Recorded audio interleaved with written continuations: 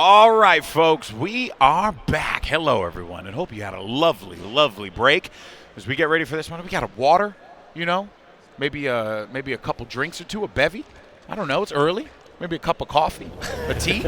I don't know what you want, but in any case, though, we're going to be checking out Dark Inside versus FaZe Clan. And, you see Dark Inside, these are players that, some of them you may not know, but, names like Piggy and Envore, these are players who have been around the HCS for a while now, so it's great to see these guys back in action. But they're going up against a juggernaut in FaZe Clan that, Walshy, they're looking to do a 3-0 finish here in their pool. They are indeed. I mean, FaZe are looking really strong this event. Obviously, I would say the toughest pool. This has got to be the toughest pool to enter for this event. Just so many strong squads inside this pool. So, I mean, there's just no easy matchups. And Dark Inside have their work cut out for them. And here's the biggest juggernaut of them all. It's FaZe. Yeah, this is going to be a tough battle for them. But Piggy and Envore, two players who have been in the game for quite a while, and let's not forget about Ezho as well as Descendant. Descendant is the name I've seen a few times in the past, and Ezho's relatively new to me, so I'm actually really excited to see what he can bring to the table here. But the problem is, though, you're not going to be able to do all that much when you get in trip cap the way that FaZe are doing this here, and they're holding it down, and here comes the A push. Yeah, and Descendant also rebranded from Karmea before. Oh, that's Karmea. Okay, yeah. Karmea. Yep. Okay, cool. Didn't know that. Sick. Well, in that case, I know all three of these guys. So, Ezho, time to show up, baby. Give us the goods. All right, well, and let's not forget, we have had some wild results here in Salt Lake City with Alpha Esports taking down Sentinels out of the open bracket. So maybe Dark Inside can try and channel a little bit of that magic that we saw earlier from those guys. And really, when you think about, the players on Dark Inside, Dave, it makes sense. Like, these guys, they do scrim against, the likes of FaZe, the likes of Complexity, the likes of Optic, and, some of the, more seasoned players in the league. Yeah, absolutely. They have tons of reps under their belt, and now it's just, can they bring this together against FaZe when it matters most in a tournament environment on LAN? Yeah. And that's where the top teams shine. Let's be honest. Like, they know how to play better on LAN. They have cooler nerves. They aren't making the same mistakes. They aren't over-challenging or under-challenging. Yeah, and, I think it's also important here to highlight that I'm not really going to judge Dark Inside too much off of this game because, I mean, you are going up against a defending world champion, so it does make sense that this is going to be a difficult battle for you to try and be successful in. That being said, though, you got a FaZe Clan that is starting this one hot and a great way for FaZe to kick off day 2 here at HCS Salt Lake City. Because we've seen, as we mentioned, some wild results. So you want to make sure that you're starting on the good foot. And the good foot you are as SnakeBite able to pick up a massive frag there to clear out the back of that field. And now you got yourself a great spot at trip cap and a potential stop here on B as well. Yeah, and they're just going to keep this pressure on. They know where the spawn is. They covered over at Carbine. Now it looks like they got the kill over at Bunker. Just clearing out Bunker real quick.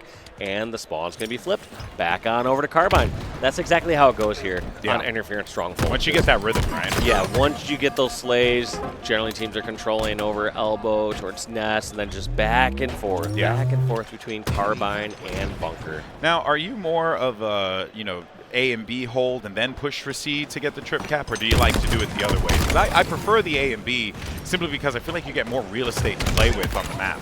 Yeah, I think it's it doesn't matter what your preference is. It ends really? up being it just like depends on how you're doing it, right? Yeah, it depends on what the current situation on the map is. Like, very rarely are you going to say we're going to for sure give this one up and try to flip this to get the A/B hold instead. They're saying, well, we got C already. Now, which one of the two are we having our best opportunity at getting? Are we going to push on towards Bunker and get A, or are we going to take over and take, hold B? Yeah, well, a quick side story real fast while, you seeing this B potentially flip over if Dark Inside are able to do it.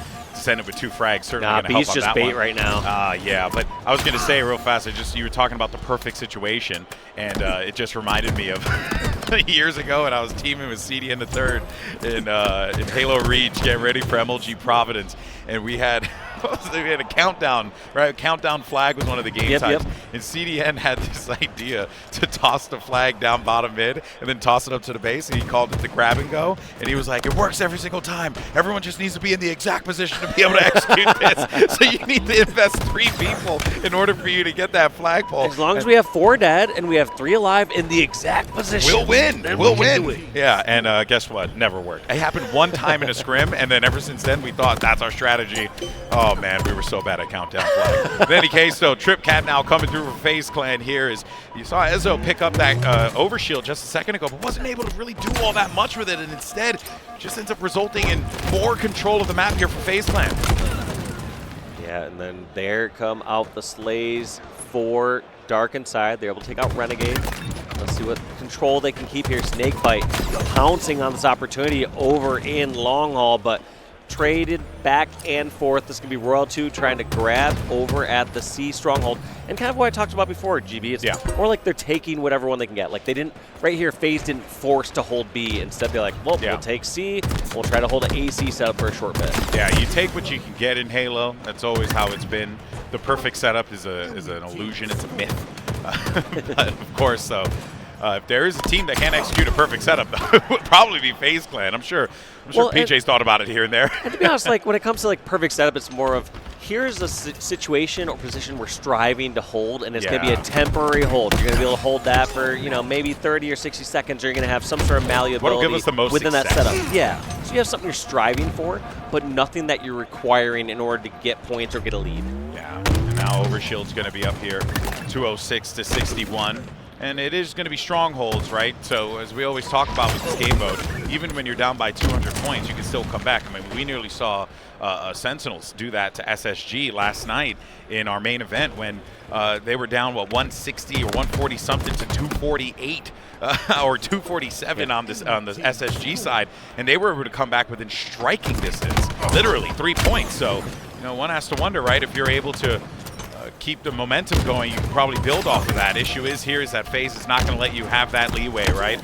Pressure, though, starting to come through, and Dark Inside are meeting them at these fights, but I think what's been really standing out to me is just, Dave, how FaZe, every single time they lose this, they pick an area that they want to attack, and then they just go for it together no matter the circumstances. Yeah, Dark Inside, they're forced to send like 3 people on over just to be safe, to make sure they have the firepower needed to get a new stronghold. Yeah. And during that time, if FaZe don't match that power, they're just slipping 1 or 2 by and going and recapturing one of Dark Inside's strongholds. Yeah, and you can even see off of this here, right? Frosty knows his teammate's going to go for the pickup, and they ended up getting the spawns over toward bunker side. And even though he couldn't win that battle toward engine, his teammate was there to back him up because, again, with FaZe Clan, everyone has each other's back. This has been their whole bread and butter, for this team's entire existence, from the COG days to the Optic days to the Tox days. Always like that, and there you have it. I mean, just a clean game from FaZe Clan to end this, 250 to 73, not dropping a beat. And Dark Inside need to figure out how do they bounce back in this Slayer mode, Dave, because that's going to be map 2, game mode 2. We'll see whether or not they're able to pull this off. We could check out some of the stats before we send it to break, but I think overall the stats are FaZe Clan dominated. Yeah, FaZe Clan just dominating. Specifically, I believe it was Renegade and 17. Royal 2 just topping the charts when it comes to the slays. Yeah, and let's not forget Frosty. He had donuts for a little while, but he was dropping assists. Every member on FaZe Clan can slay when they need to. How does Dark Inside respond as we get ready for map number 2? We'll be right back. I don't know. It's like when you folded. All right, folks. Sorry about that. We're trying to figure out why Dave is breaking his mic. We're back. It's FaZe Clan, Dark Inside, as we had talked about before. 1-0 total with a very strong interference performance on Strongholds in map 1 from FaZe Clan. Gave them that first win. And we did have a reset, but we'll see how Dark Inside try and execute on being able to get this camo to start things off here. This is a massive game here for Dark Inside. If they're able to, win this one, come back, and they just waltz right in and grab it. 2 for 2 good starts. I think you could blame the first one on obviously technical difficulties, but the second time this happens, where this person's heading through. You should know that they send someone from seed plat over to camo. Oh my God! Oh, the bait and switch. How does Envore not get away with it, but then we're watching Bullet just stand still and just shoot people? It's just shenanigans. You want to take that back for sure, but that is a difficult one. All right, Royal 2, starting off with a 4-0 start. Let's see if we can get 5-0. So you can get a spree. We'll find out. Of course, FaZe Clan in a very strong position in this tournament coming into it. I gotta say though, with the way the FaZe is playing and Tony's prediction of like how he thinks like teams who perform badly at an event, like from the top 3, they come back and win it. You know, I gotta say, I'm starting to believe the narrative a little bit here, man, because I think FaZe are playing some really, really clean Halo as it stands currently. Yeah, they're looking very good so far this event, but we'll have to see how it goes throughout this rest of this one. I mean, sometimes you get forged by fire in a tough pool like this. Yeah, it's true. Like sometimes you wonder, like, all right, do you want to have the rougher pool and, like, you know, maybe arguably expend energy and frustration and time throughout that, or do you want the easy ride pool and just kind of work your way easy into bracket? But here we are seeing with FaZe, undoubtedly, like I said, I think the toughest pool with Dark Inside, and you got Pure, and you got Native. Just seems like such a difficult pool to be a part of. Yeah, and I think as well, when you reflect on that FaZe Pure game, right, that was one that a close game for sure, but that was one that they wanted and needed to win, because Pure was the team that kind of set the tone for them, right? You know, started to make things a little bit more challenging for FaZe and gave them that, contributed to that low placing. And for low, you know, I mean, we're still talking like 6, 7. Frosty rolling through so much equipment right there. He really did. Quick talk about that, though. Yeah. He went through grapple. He grappled the camo. He had the shroud screen. He just got it all, not sharing anything. Yeah, he had every single utility item available to him, and only him. What a hoarder. Of course, so. Frosty, this is not all that shocking, considering he's so good at being able to take advantage. And look at this crew just rolling through, the FaZe crew. As soon as they get a little weakness there on that side over at glass or long haul, they just come barreling through pipes and just chasing down these players. But I do got to commend Dark Inside for keeping this one close. This could have gotten out of hand, especially after that first play when the camo had just completely, you know, failed to have an impact in the beginning of the game. We are going to be getting camo up a little bit here, but you can already see how FaZe Clan are playing around this and ensuring that they get those positions. And there's still plenty of time left to play here, but they certainly do not want to give Dark Inside an opening to be able to, you know, get that power item and use it to their advantage here, because with a 6-kill lead, and we saw literally just a little while ago how a 6-kill, 7-kill lead can just vanish in a heartbeat because you're not being efficient with your power item usage. Absolutely, yeah. I mean, and this game is going way slower than I expected. You know, based on how fast it started off the beginning and how fast I think Dark Inside would like to be playing this. But yeah, this one's just slowed down, and you got to think that this is going to favor FaZe. FaZe know how to play at all these different paces. They're going to just slowly corner them into the hydro corners we see right now, and then just eventually make their push. Yeah. You got to get out of there if you're Dark Inside. Great play by Frosty there, too. Frosty. So that's the reposition that we talked about before, where there's times where players will just kind of stay static and they'll lay damage until the other team just fully forces it in and fights there. Frosty, realizing he was the closest one up there on long haul, after missing that shot and not being able to get that kill, just runs all the way back, because at any moment if Dark Inside decided just to charge over, they could have just charged through long haul, killed him, and gotten the shock rifle. Yeah, well, they actually ended up charging at the camo player there because they just wanted to get that out of the hands of World 2 as fast as possible. Not let them have much of an impact with that, which we were talking about before was something that we were going to be paying attention to. So Dark Inside respond well, but the problem is that, you know, every single time that, you know, they're in a position to be able to do something, it ends up getting 1 or 2 kills going in FaZe's way, and that just continues to add to the deficit that, you know, Dark Inside are needing to climb their way out of. Absolutely, and yeah, just every single time crawling away with this, or running away with this. And the other part, too, is this shock rifle, I don't think we've seen in the hands of Dark Inside the entire time. Even right there, Frosty using the last 2 bullets of it. You know their coach Royal One's going to be timing that and calling out when that new one's coming up. And also, the fact that FaZe have had inside control this entire time. They've had control of pipes. They've had control of needle. Yeah, they've definitely been absolutely owning the map here, but this is going to be an opportunity, an opening, if you will. And just like say that, World 2 finds himself a double kill out of the break there. So now that puts Dark Inside in a bad spot here in yellow, because they're going to have to deal with 2 players. And there goes some more kills there. World 2 is going to get a 3rd with that life. Quite a good spawn there for him. And it's a 6-kill lead, so Dark Inside don't let it get too out of hand, but it's still a lead that is going to be very, very tough to climb your way out of.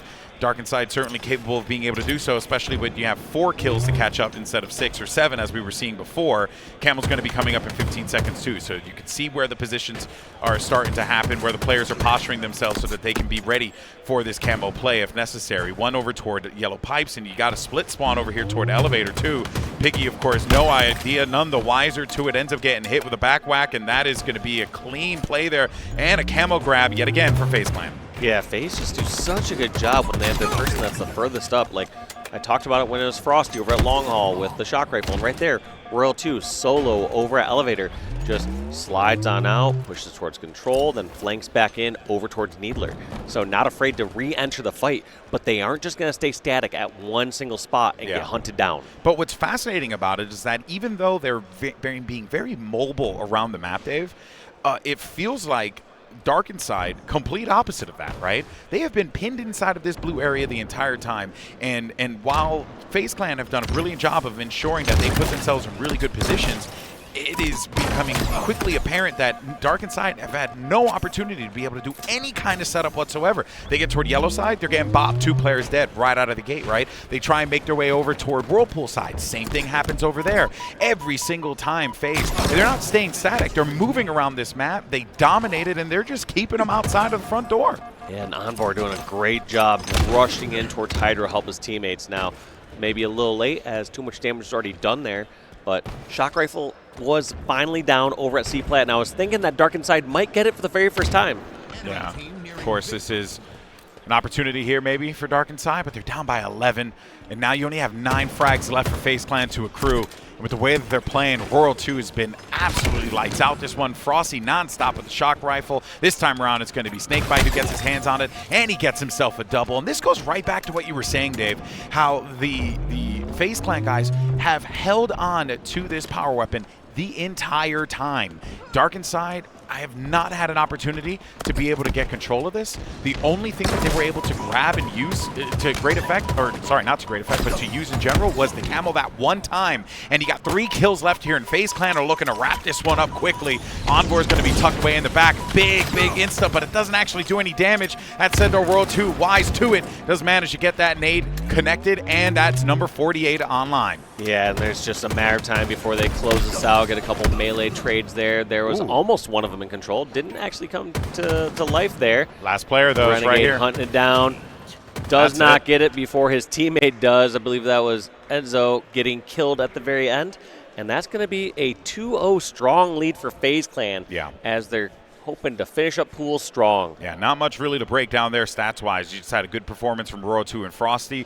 And then on top of that, I mean, the Dark Inside squad that at no point in time is able to establish any kind of positioning in the map whatsoever. So FaZe Clan, full control out of this one. We'll be right back for map number 3. Okay, folks, we are back. Map 3 here. As we get ready for live fire, do some live fire ball. And Dark Inside down 2 against FaZe Clan. FaZe Clan coming out strong out of the gate. It was a dominating game 1 and game 2 from FaZe. Dark Inside, though, needing to find where those answers are. Maybe it can come off the backs of some great slaying in this oddball game, Dave. Yeah, I mean, end of the day, the answer for Dark Inside is going to be they have to at some point go even in slays with FaZe if they want to have a chance in this series. Yeah. DJ was completely aware of where that play was coming from for SnakeBite, but great response from him there. Ezho grabs that ball now. And we were seeing before a few different implementations of strategy on live fire oddball, right? We were getting a lot of garage strats, yesterday and today, this morning. But obviously the best way to kind of approach this, bring that ball over toward that tower side of the map, play for the overshield too. Piggy, big slays from him to try and win that one out. They end up picking up that Camo, so even if Descendant dies here, they would have burnt it, and that would have been a job done keeping it out of the hands of FaZe. But you know Descendant wants to put this one to good use. And look at this. We're in 2024. How are you seeing that? And Camo is hiding in corners and still spotted? How are you seeing that? That is insane. I mean, I was just gonna say, I was like, how embarrassing is it here in 2024 where the Camo feels like they have to hide like this to not be spotted? Yeah. And it still gets spotted. We need to get like the elite Camo from Halo 1, you know what I mean? Where like you just were completely invisible or something like that, you know, like from the H1 campaign. I don't know, something. I mean, goodness gracious, and again, continues to blow my mind how Noble was able to get away with so much of Camo. You know what it probably was? I think he might have been flickering. A death screen. likely a death screen over near there, and somebody was just spotting him. Like Camo went here and Camo went to this box. That's right. Had to have been that. Had to have been. Because the players were just looking for it instantly. Because there's no way you're going to be able to get that online. I'm sorry. It's just you're not finding that kill online. Yeah, there may have been a flicker of when shields are coming back or something, but for the most part, I'm 90+% certain that there was a death screen prior to that and just saw where the Camo's heading saying, hey, Camo's going over here towards window or towards this box. So you might as well just shoot just something. Sit there and watch it. Yeah. Well, hey, that even though it didn't result to all that much, what's been going on the background is that Dark Inside has been managing to pick up a few points here with that oddball and a pretty decent hold here on the tower side. Pressure starting to come through from training. He got SnakeBite, big win for him. He's also got help here too. So Envore, Nate, smart play, just throwing that thing out. Potential setup here for FaZe as he gets SnakeBite, another big win, a triple kill as well for the captain. And he was one shot there, and that has actually provided them all of the necessary resources they need in order to pick up the camo, the ball, and whatever else they're able to scrape by here. Yeah, now we got a great setup and opportunity here for FaZe. One thing you got to give credit to Dark Inside for is they were able to get 30 points on the board during those exchanges. Even with that camo being sniffed out, they were able to get a lot of points on the board, so great play by them. But now it's FaZe's opportunity to answer, and what a sick shot there by Envore to take out Camo. I mean, he saw him too. Now I'm Camo's not safe in 2024. No, and SnakeBite, he's waiting for that TP to come back, but does not happen, and there's no shots. That was going to be the case. SnakeBite, though, peeling from the distance. Seems like every member of FaZe Clan in the series has had a moment of brilliance, and it seems like this is going to be SnakeBite's time to shine here. He's got a triple kill, and he's just continuing to add on to the good times. Ball is going to get played. Ezho, smart play from him on that one. Want to try and remove this guy from green, which are successful in that try.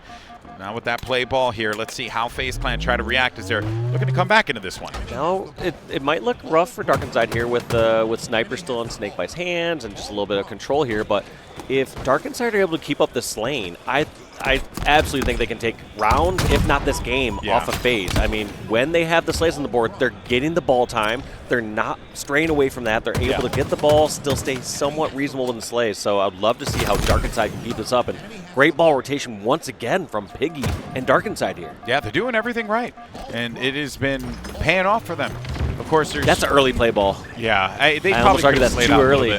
I could be wrong, though. It looks like there's still some pressure there over from Big Door, but it felt a little early to me because one strategy of having the ball at back green is you want to draw players all the way over there, out of their power positions. You want to draw them away from nests. You want to draw them away from bags or from pillars and make them forcefully come towards the back of green and be out of position for the play ball. Yeah, it's all a positional game. That's why you see these players take the ball, bring it all the way back, right? Even over here toward mud, you know, because you're putting these players in positions where you know that they're going to be pushing you, so you just need to be ready for and to receive, you know, that aggression here. SnakeBite ends up getting Envore, but credit to yeah, well, I was going to say credit to Envore for keeping himself alive and making himself a hard target here. That gives Dark Inside an opportunity to be able to get themselves some more points here after FaZe had a pretty decent hold of the ball for just a little while.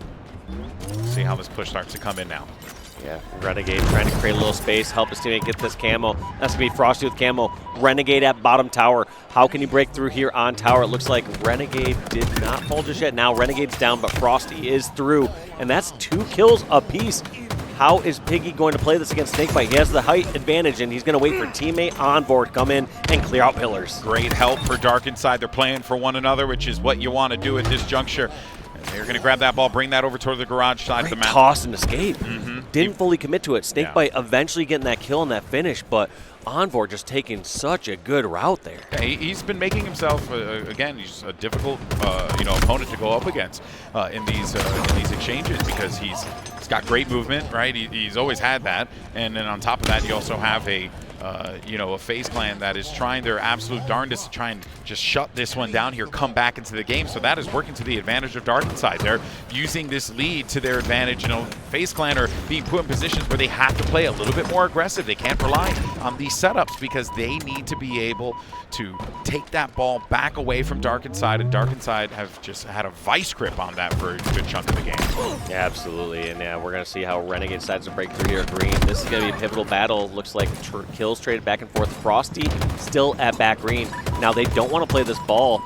FaZe are trying to get these kills and keep it alive here, but with Enzo all the way over there, It's going to be tough, and it looks like they tried to rotate towards Garage, gets shut down, and I can't tell if Dark Inside are going to try to scoop up more time or if they are going to play the clock at this point.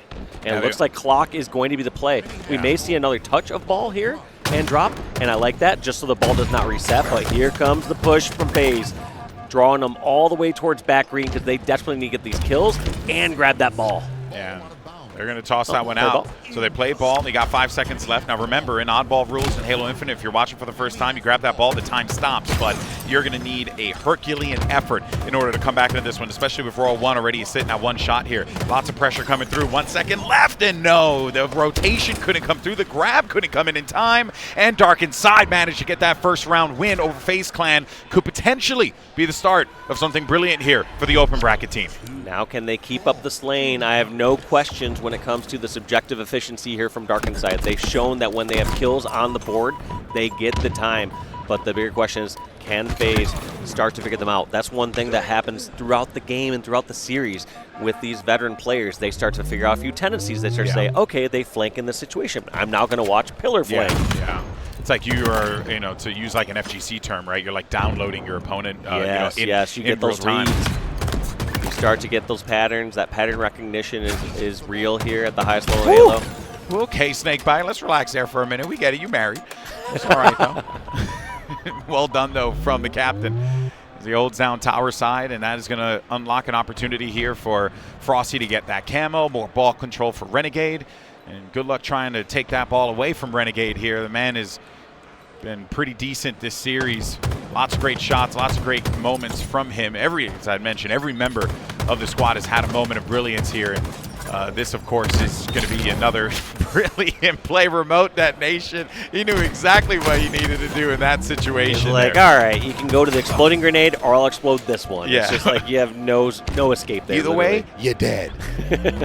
All right, ball's down over toward Mud. SnakeBite, man, he is just hitting in this game. 20 kills currently. And I mean, Envore too, let's not forget, another big play coming from him, or big plays, I should say, coming from Envore. But it has been impressive to see SnakeBite really turn up the heat here in this one. Yeah, and rotates the ball, unfortunately, all the way towards Envore. Renegade there to clean up the kill and eventually pick up that ball. But we're going to have to see Royal 2, only one alive. This is not a play ball situation, and that's going to be ball in the hands of Piggy. Going to be scooping up some time. Royal 2 is going to need some friends here to help him out because he can't take on the might of Dark Inside by himself. Those spawners are starting to come through here. But well done for Royal 2, right? He's just continuing to patrol, play his life, do what he needs to do. Piggy's got the response, though. Such a great time for that play ball as well. Yeah. When I critiqued it before saying that they didn't draw players all the way back, right there you had two members of FaZe all the way towards back green. Yeah. And this is going to not only give freedom of space when it comes to grabbing the new ball, but also just less pressure off the spawners. Yeah. All of a sudden, if you spawn at dummies, you're not getting shot from somebody over at Nest, whereas the reverse of that was true on the previous play ball situation. Well, they were able to get 13 seconds off of that, but still going to be a very, very close game. 11 points separating both teams here. It's 11-second hold if Dark Inside are able to get possession of it. Ezho needs to be able to take out one of the players here that's lingering in the back of the base, but he's not going to find that target, and instead he's going to get tagged and nearly bagged here. He's got just nothing left to fight with, and the nade's going to find him right on the mark, and that is going to remove him from tower. A play ball, but FaZe Clan are prepared for this. Yeah, Royal 2 waiting for that new sniper. Also just going to be able to pounce on the ball if he needs to, but teammate rotating it out. And I like this. Doesn't just end the snipe the whole time. As his teammate pulls out, he wants to go over towards cut, make sure that anyone that's shooting over from silo is going to get punished. Now Descendant with that snipe. Let's see what he could do with this. He's waiting for a potential push to come through here, but instead it's going to be from his left side over towards Sneaky. He's going to dip on out of there, though. One more player is going to be located down mid. Descendant did not see that particular individual, but he does know that the pressure is starting to come through here from bottom mid. Does he find the marks? He gets 1 or 2 shots, but wise play there from Royal 2, backing away. You don't want to re-peek a sniper in that situation, especially when the crosshair is pretty much trained right on the corner of that wall. And this is a tricky spot because Descendant and Dark Inside, they have the weapons, but they just don't really have the positioning. Yeah. However, they're somehow making do with this. They're scrapping up some time. He's still trying to line up some headshots with the sniper, but ideally he would be able to get up higher, be able to not face pressure from Nest or from tower. Instead, he'd like to be up higher, and eventually gets up higher, but all the snipe ammo is gone now, so not able to take full advantage of that. Play ball come through here, and Descendant should be ready to receive this ball down low. At the very least, set up his teammate down low. I think he wanted to try and get up on top mid, but his teammates ended up falling just as that play ball was starting to come through. So no real success that he can find in that situation. He's going to need to work this one the hard way. Just force his way through mud, see if he can find anyone. He did make a tag for Nest, but no one's going to be located there right now. But that shows you where they're looking, what they're trying to prioritize. Here comes the push, though. Repulsor to make his way up top, and a smart play to just grab the ball and ditch it down. Gets that play ball, but also huge heads-up play there from Renegade. The second here to Repulse, drops the ball, turns around, tries to turn and burn with that plasma pistol. That's frustrating because most times when you feel like you got the jump on the ball carrier, you're like, this should be a free, easy kill. But the second that Renegade's doing damage to you before you're doing damage to him, you're like, all right, better go for the safe rather than sorry's play, and just plays that ball. And that's because of also, let's not forget, the ready up time of the plasma pistol, right? You're able to take that weapon out real fast, and you're draining shields, right? Because it is a plasma weapon, so you're able to drain shields so quickly with that particular weapon that, yeah, I mean, take advantage of the items that are on the field, right? I mean, that's basically what Halo is all about. The sandbox is what makes the game, unique in its own right here. We only got 19 points now for FaZe Clan to be able to end this one with a 3-0 sweep, a clean 3-0 sweep, despite the fact that Dark Inside got that, well, not a 3-0 sweep would get them that first round, but considering that Dark Inside were able to get that first round here, does give them that fighting chance in this. And Renegade not even afraid to challenge that fight, though, Ezho able to help his teammate out over at the pillars, but Renegade was absolutely going to drop down and challenge that despite both being one shot. Renegade felt like he had the situational awareness and could drop down and surprise the player. Frosty tried to rotate that out of the tower because they knew that players were going to start pushing in from Nest side. Cannot accomplish that goal. Renegade as well, top mid, was kind of stuck in a bad spot because if he went low, he knew that there were going to be two players over toward Camo, so they probably would have swarmed him if he had gotten the call out that he was with Sniper down low and bottom mid. 10 points now for FaZe Clan to be able to tie this one up, but only a few seconds here, and maybe even a few minutes for FaZe Clan to get this 3-0 if it continues to go the way that it is. I mean, I think Dark Inside have been playing really well, but FaZe Clan, a great strategy to just, keep that ball away. Good keep away strat, basic, simple, nothing too crazy. Also taking a quick look at the stats, I believe going at the end of round one, Dark Inside outslayed by about 6 kills. At the end of this one, I want to say, doing some quick math, FaZe were outslain by about 7 kills. And Not so bad. you got to think about that deficit there, like in round 2, FaZe outslain by about somewhere between 10 and 15 kills in that round 2, which led to that dominating round 2 performance. Yeah, the slays, it's as we had been mentioning a few times, right? It's very rare when you see those teams outslaying their opponent that they're losing in the objective area too, especially at this level of play with the way that these guys are approaching the game. Renegade, though, trying to get a little reckless with that gun, and he's actually going to end up dying with it and sending it to the abyss. So he won't allow Dark Inside to be able to get control of that. Yeah, and Frosty just trying to see if he can isolate that fight. Ended up falling down, so now he's just going to try to be a little tricky. Somehow able to slip behind this ball carrier, almost gets that pick. That would have been a huge, huge play by Frosty, but great heads-up play there by Dark Inside to protect that ball carrier, had that player run away, and have a new person grab the ball right away, but it is just pure chaos here, and now 3 down for Dark Inside. FaZe Clan will happily take the ball over at the garage setup. Yeah, 3 down, and also let's not forget that they gave up that camo too on a trade, so you don't really get much value out of that particular power item, but that is the rope sometimes. You did what you can with it. I think you got maybe 1 off of that, and that did come off of the heels of a trade. Now, with FaZe having control here, they're going to cross that 20-point threshold, and this is a good hold here, right? Not much really happening. Dark Inside haven't had much of a great opportunity to make a push happen, partly because of the way that World 2 and Frosty have kind of set up a little bit of a, iron curtain, as I like to call it, but massive push there, double push, as a matter of fact. It kind of just came out of nowhere. Yeah, and they got the play ball, but look at how quickly that Descendant is on top of that play ball and ready to bring it back towards tower.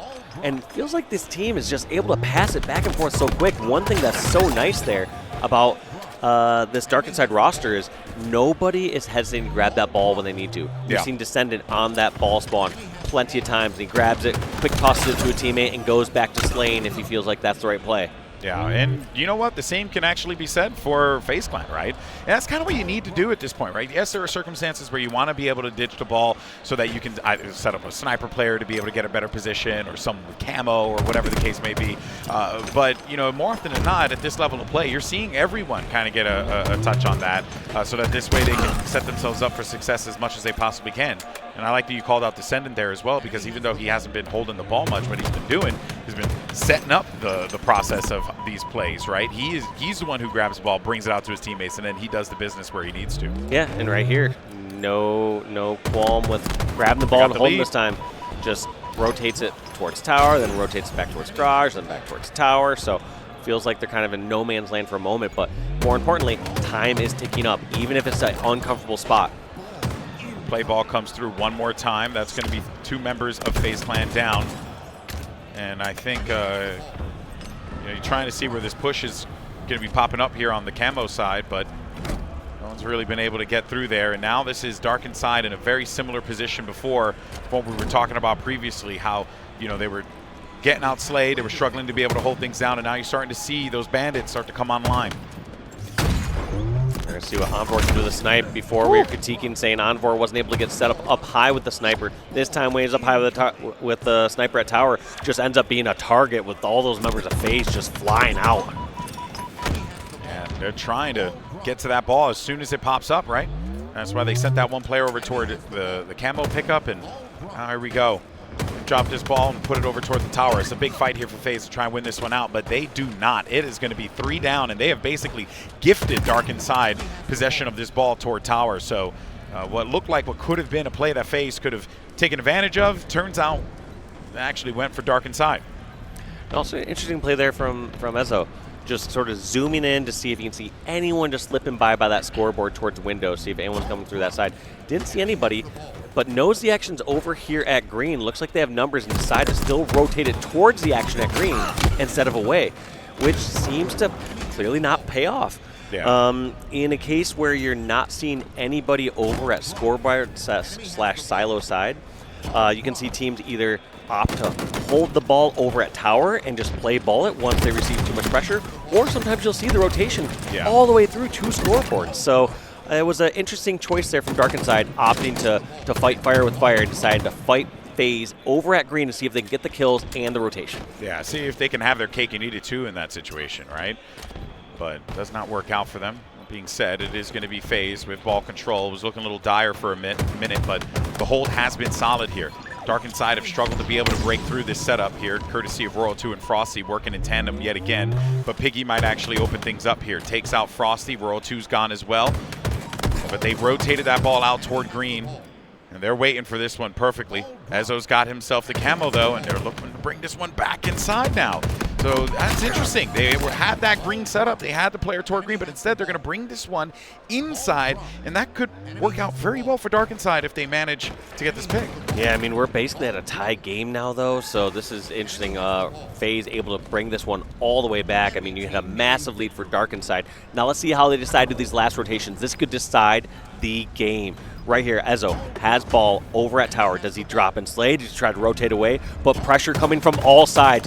Player coming in from silo, player coming in from nest, and already at the dice. Decides to play bullet, so Dark Inside got some decent time. They didn't lose all their members, so still 2 alive, Envore and Descendant. Big opportunity here for Dark Inside. Massive battle going on down low.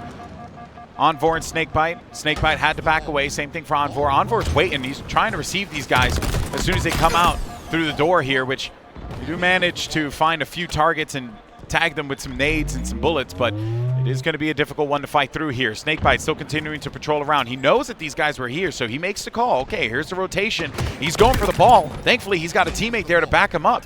Now, there's going to be one more player trying to make the jump up happen, so you got to watch out for that, too, on the sneaky side. I like this by SnakeBite. Even though they don't have full setup here, just putting on this pressure with the ball time. Going to tie it up here in 3 points and looking to see where he can find any of these players pushing across. Tower's such a difficult spot to get to be. No one can get there in time. Here comes the nest push. He's going to try to reposition himself for these last few seconds. He's not going to go for the play ball, not play ball in it, and SnakeBite gets the last few seconds in a do-or-die situation. If SnakeBite died there, Dark Inside had a chance to get those kills, scrap up the last few seconds, and we would have been going to a game 4. But all of a sudden, that's a FaZe 3-0. Yeah, the captain makes a brilliant play and drops 45 kills in that game to boot. An absolute heater of a game for SnakeBite. But let's not forget the rest of I got to give a lot of credit to World 2 and Frosty, right? That tandem duo really stopping Dark Inside multiple times from being able to get comfortable in those pushes. But this was exactly what you want to see from FaZe Clan. They go 3-0 in their pool. We'll see how things shake out in bracket play. Dark Inside still have plenty left to play. We'll catch y'all in a few. Excuse me.